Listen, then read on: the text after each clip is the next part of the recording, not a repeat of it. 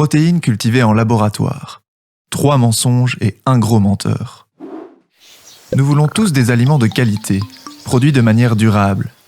Il existe plusieurs façons simples d'atteindre cela, mais la dernière trouvaille des grandes entreprises est la recette d'un véritable désastre. Ils l'appellent viande de laboratoire, viande cellulaire ou viande in vitro, mais nous préférons l'appeler protéines cultivées en laboratoire. Il ne s'agit pas de viande, de poisson ou de fruits de mer, mais bien d'un produit ultra transformé et dont les effets sont incertains.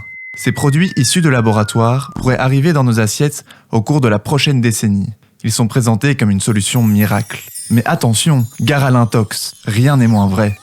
Vous entendrez peut-être dire que les protéines de laboratoire vont résoudre la crise climatique parce qu'elles peuvent remplacer la production industrielle de viande. Mais en fait, les laboratoires qui fabriquent des protéines ont besoin de beaucoup d'énergie pour dupliquer les cellules. Les émissions de méthane diminueraient, certes, mais les émissions de carbone, qui restent environ 10 fois plus longtemps dans l'atmosphère, augmenteraient considérablement. Les entreprises qui fabriquent de la protéine de laboratoire affirment également que cela permettra de produire des aliments plus sains et plus sûrs, avec des taux de cholestérol moindres, moins d'antibiotiques et moins de maladies animales. Mais personne ne connaît vraiment l'impact de cette nouvelle substance ultra transformée sur la santé, et nul ne sait si elle pourrait entraîner de nouvelles maladies. On nous dit également que cela nous aidera à répondre à la demande croissante de nourriture dans le monde. Mais là n'est pas le problème. Personne ne peut dire que la faim et la malnutrition proviennent d'une production alimentaire insuffisante. Le problème est plutôt la façon dont les gens ont accès à la nourriture et dont l'ensemble de la chaîne alimentaire est contrôlé. Alors, qui tire les ficelles ? Eh bien, derrière tous ces mensonges, vous trouverez un grand menteur. Un ensemble de géants agro-industriels qui ne reculent devant rien pour augmenter leurs profits. Les principaux acteurs de l'industrie des protéines de laboratoire sont en fait les mêmes géants de l'agroalimentaire qui contrôlent le marché mondial de la viande. Vous savez, celui qui pollue déjà tant.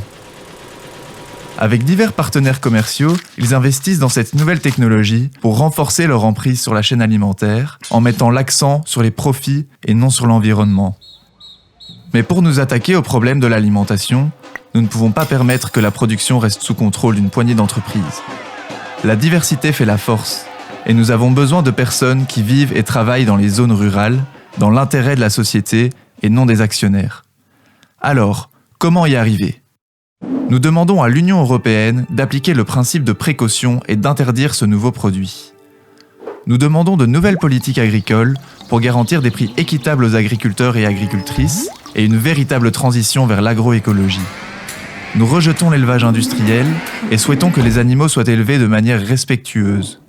Ensemble, nous pouvons refuser que ces aliments ultra transformés s'immiscent dans nos assiettes. Au lieu de cela, nous pouvons choisir la souveraineté alimentaire et des systèmes agricoles qui fournissent une alimentation saine pour tous.